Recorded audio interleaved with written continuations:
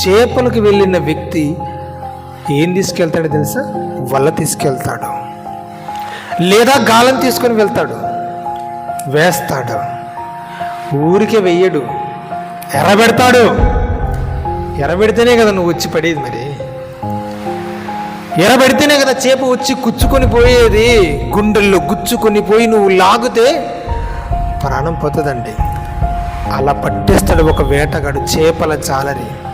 అపవాది కూడా మనుషులందరికీ ఏమేసిందంట? గాలం. గాలం వేసింది. గాలం ఎలాంటి గాలమో తెలుసా?